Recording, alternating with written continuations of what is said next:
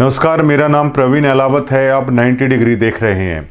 सतलोक आश्रम की कार्यप्रणाली को लेकर जो साधु दास ने बड़े खुलासे किए थे, अब उसमें जो नई रिपोर्ट हम आपके सामने है लाने वाले हैं, वो पूरी तरीके से सनसनी मचा देगी। पूरे हरियाणा में ही नहीं, पूरे हिंदुस्तान में इस चीज़ की बहुत बड़ी हाइप क्रिएट की गई कि हज़ारों करोड़ रुपए सतलोक आश्रम की तरफ से वो बाढ़ग्रस्त जो गांव हैं उनको दिए गए। गरीबों के मकान बनाने को लेकर बहुत सारी हाइप है वो क्रिएट की गई। लेकिन जो साधु दास ने बताया वो हैरान करने वाला था कि आखिरकार हज़ारों करोड़ रुपए जो मैनेजमेंट दावा कर रही है लोगों की मदद के लिए उन्होंने किया, आखिर सतगुरु रामपाल जी महाराज के आदेशों की धज्जियां उड़ाते हुए भी, जो साधु दास के मुताबिक संत रामपाल जी महाराज ने जो आदेश दिया था कि साधु दास का घर पहले से भी अच्छा है वो होना चाहिए, तो क्या मैनेजमेंट ने संत रामपाल जी महाराज के आदेशों की भी धज्जियां उड़ा दी थी? अब इस मामले में जो नई अपडेट सामने आ रही है वो इस प्रकार है। बहुत सारे लोगों ने इस तरह की चीज़ें करने की कोशिश की कि क्या साधु दास झूठ बोल रहा है, क्या साधु दास आश्रम से जुड़ा हुआ व्यक्ति नहीं है। तो आप स्क्रीन पे भी देख पाएंगे, आप देख पाएंगे ये सार शब्द के लिए परीक्षा पत्र है, वो सतलोक आश्रम की तरफ से दिया गया है, जिसमें सदस्यता नंबर 36108 ये साधु दास का सार शब्द के लिए जो परीक्षा पत्र होता है। जो पुराने भक्त हैं वो इस बात को समझ जाएंगे, जिनके पास प्रथम मंत्र है या जो दूसरा सतनाम मंत्र है शायद उन्हें इसके बारे में नहीं मालूम, लेकिन जिनको सारनाम मिल चुका है वो इस पत्र को देखते ही है वो समझ जाएंगे। इसमें नीचे जो मैनेजमेंट कमेटी है सतलोक आश्रम है उनके नंबर लिखे हुए हैं।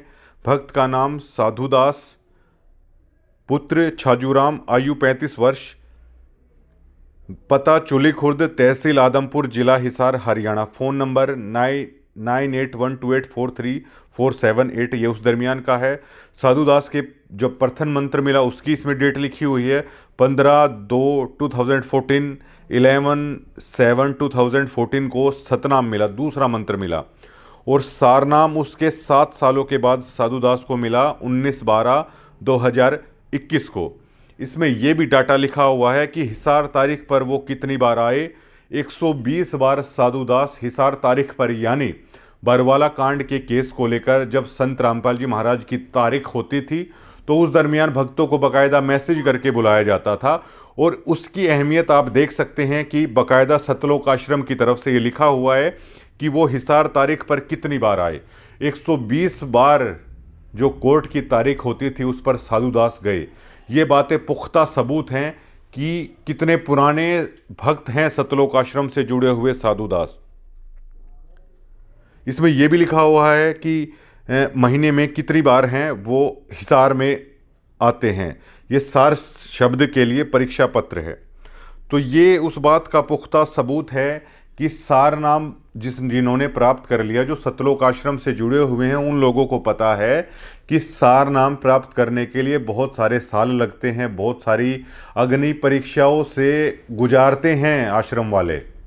मुझे ये नहीं पता कि महाराज जी गुजारते हैं या ये लोग गुजारते हैं, लेकिन बहुत ड्यूटियां लगाई जाती हैं, बहुत जिम्मेदारी नहीं कहेंगे हम, बहुत काम लिया जाता है इसके बाबत भक्तों से। उसके बाद है ये सारनाम है वो दिया जाता है।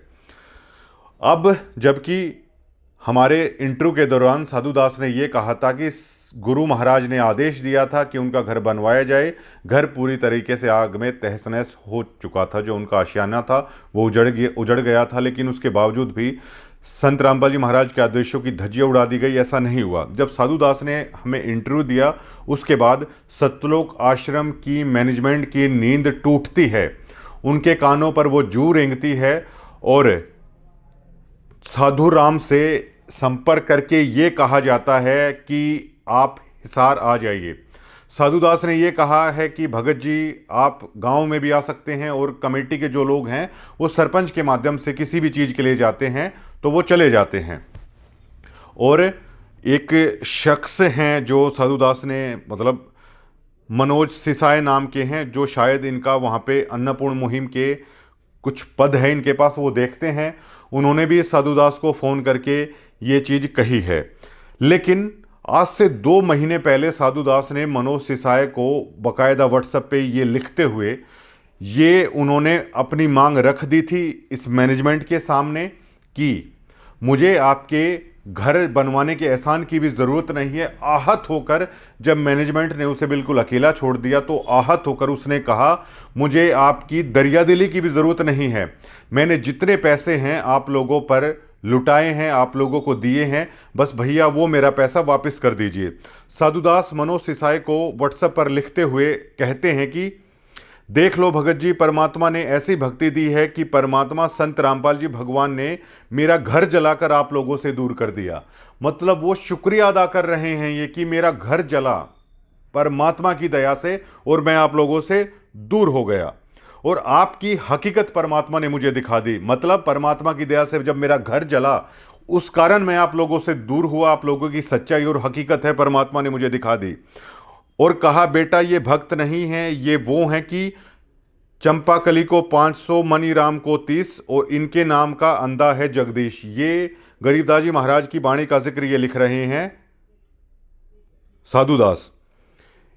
इनके नाम का अंधा है जगदीश, ये परमात्मा को अंधा समझते हैं। मैंने आपसे ये झगड़ा जो खरक में हुआ है होने से पहले ही कह दिया था कि भाई साहब परमात्मा मेरे को अंदर से ऐसी प्रेरणा कर रहा है कि बेटा यहाँ दान के नाम पर 1 रुपया भी आप मत देना। इसलिए मैंने आपसे कहा भाई साहब मेरे पाठ और ज्योति के पैसे वापस दिलाओ, क्योंकि मेरा पैसा गलत जगह लग रहा है। आपने कहा पर्चियों को व्हाट्सएप करो, मैंने सोच रखा है कि किसी पत्रकार को बुलाकर ये जो चीज़ है, ये गुप्त जो चीज़ है वो सबको पता लगेगा। भाई साहब 2014 से चूली खुर्द में मैंने सबसे पहले नाम दीक्षा ली थी गुरुजियों से। किसी को आज तक मैंने दान के बारे में किसी को नहीं कहा कि मैंने आप लोगों को कितने पैसे दिए हैं। गाड़ियों की किस्त भरने के बाद जो पैसा बचा वो मैंने सारा आश्रम को ही दे दिया, मतलब आप लोगों के हाथ में दे दिया। और 2014 से मैंने परमात्मा के मिशन में भगत जोड़े ही हैं। अब उन भक्तों के फ़ोन आते हैं कि मुझे कहते हैं वो कि भगत जी क्या हुआ जब आपका घर जल गया था। मैं कहता हूँ वहाँ आश्रम में चौधरियों की चलती है, कुछ गरीब भक्तों को तो इन मैनेजमेंट वालों का पता नहीं और कुछ चमचागिरी करते हैं। मेरी तो आपसे यही प्रार्थना है, 1 भी रुपया इन मैनेजमेंट वालों के हाथों में मत चढ़ाइए। पहले मुझे भी पता नहीं था, दान संकल्प कर लो और परमात्मा आएंगे तो इनके हाथों में देंगे। ये मनोज सिसाए को साधुदास ने बाकायदा व्हाट्सएप पे नवंबर में ये लिख दिया था और ये कह दी थी कि मुझे ऐसा लगता है कि मैंने अपना पैसा कुपात्रों के हाथ में दे दिया है और कुपात्रों को दिया हुआ दान है वो कभी नहीं फलता। वो लास्ट में लिखते हैं कि मैं ये चाहता हूँ कि आप मेरी पाई पाई का जो पैसा है आप मुझे दे दो, मुझे आपकी घर की भी ज़रूरत नहीं है कि आप लोग आके घर बनवाओगे, और मैं इस पैसे को अपना संकल्प करके अपने घर में रख लूँगा। संत रामपाल जी महाराज जी कभी बाहर आएंगे तब मैं ये दान का पैसा है मैं तब दूंगा, क्योंकि आज मेरे उस पैसे का दुरुपयोग हो रहा है। लेकिन 2 महीने के बाद भी सतलोक आश्रम की नींद नहीं टूटी, उनके कानों पर जूं नहीं रेंगी और सब कुछ ऐसे ही चल रहा था जब तक 90 डिग्री ने साधुदास का वो इंटरव्यू पूरे हरियाणा पूरे देश के सामने नहीं रख दिया कि ये साधुदास की कहानी है। ये कुछ ना कुछ हमें ओ माई गॉड नाम की जो एक फिल्म थी जिसमें अदाकारी की गई थी परेश रावल की तरफ से, और उसमें इसी तरह का कुछ कहा गया था उस आश्रम की मैनेजमेंट को लेकर कि मैंने जो जो पर्चियाँ दी हैं वो सारा पैसा है, अब मेरा दुकान है वो ढह गई है, या तो मेरी मदद कीजिए या वो वापस है वो दे दीजिए। इसी तरह साधुदास ने वो पर्चियाँ भी दी गई, जब वो दान और पाठ का पैसा है सतलोक आश्रम को दिया मैनेजमेंट की तरफ से, जो पर्ची है वो उन्हें दी गई। साधुदास का ना तो घर बना और साधुदास ने यहाँ तक कह दिया जो मेरा पैसा है आप वही भी वापस कर दीजिए। लेकिन आज भी मैनेजमेंट आखिरकार चुप क्यों है? ये वही मैनेजमेंट है जो कई कई हजार करोड़ रुपए ये कह रही है कि मानवता के नाम पे लोगों को हम दे रहे हैं, लेकिन एक व्यक्ति जिसको लगता है कि उन्होंने अपना पैसा आप जैसे गलत आदमियों के हाथ में दे दिया है, वो अपना पैसा वापस मांग रहा है, अपने खून पसीने की कमाई मांग रहा है। वो कह रहा है कि जो गाड़ियों से मैं दिहाड़ी मजदूरी भाड़े का काम करता हूं उससे जो पैसा बचता था ये मेरी कष्ट कमाई है जो मैंने आप लोगों के हाथों में दी है, मेरा वही पैसा मुझे आप दे दीजिए। वो ब्याज भी नहीं मांग रहा है। मुझे ये लगता है कि मेरा पैसा सही लोगों के हाथ में नहीं है, उसका आप दुरुपयोग कर रहे हो। तो ये मैनेजमेंट बड़ा दिल दिखाते हुए साधु दास के घर पे जाके उसकी पाई पाई का हिसाब आखिरकार क्यों नहीं कर देती है। हम इस मैनेजमेंट से बार बार गुजारिश करना चाहेंगे कि आप साधु दास ने जो कहा है उसका जो हिसाब है, उसका जो हक बनता है, आप उसके गांव में जाके उसके हाथ में सुपुर्द कर दीजिए। आप बड़ा दिल दिखाइए। आप हजारों करोड़ रुपए बहाने का दावा करते हैं, लाखों घर बनाने का आप दावा करते हैं, एक व्यक्ति अपने हक का पैसा मांग रहा है, आखिरकार आप उसे देते क्यों नहीं है। इसके पीछे देखिए दोस्तों, अब बहुत सारी चीज़ें ये कही गई कि सत्यलोक से आ रहा है। भैया आपके पास तो सत्यलोक से आ रहा है, एक व्यक्ति अपने हक का पैसा वापस मांग रहा है, आपने उससे पैसा भी लिया, उस पैसे से आपने जो करना था वो भी किया, बिना ब्याज के वो मांग रहा है, उसका पैसा आपने बरत भी लिया है, आप उसको उसका पैसा वापस कर दीजिए। लेकिन सबसे बड़ा सवाल ये खड़ा होता है कि हजारों करोड़ों रुपए बहाने वाली मैनेजमेंट आखिरकार इस पर चुप क्यों है, आखिरकार उसने ऐसा किया क्यों नहीं मांगने के बावजूद भी। क्योंकि देखिए, अगर इस तरीके से भगत सच्चाई खोलने लगे, इस तरीके से अगर पैसा अपना वापस मांगने लगे, तो जो मौज उड़ाई जा रही है वो फिर कहां से होगी। साधु दास के मुताबिक जो उसके पैसे का गलत प्रयोग किया जा रहा है वो आखिरकार कैसे होगा, ये सभी चीजें बंद हो जाएंगी। और ये पहली बार किसी भगत ने खुलासा किया है कि कितनी खून पसीने की अपनी कमाई सतलोक मैनेजमेंट को दान के नाम पर ये लोग देते हैं। लेकिन इनकी आंखें इस कदर बंद कर दी जाती हैं सतलोक के नाम पे कि ये आपके चंदे के पैसे से नहीं हो रहा है, ये सतलोक से आ रहा है इतना सारा पैसा। लेकिन साधु दास ने 2 लाख दान दे दिया होगा, 3 लाख दे दिया होगा या 4 लाख दे दिया होगा, लास्ट 5 लाख दे दिया होगा, 10 से ऊपर तो नहीं जा सकता।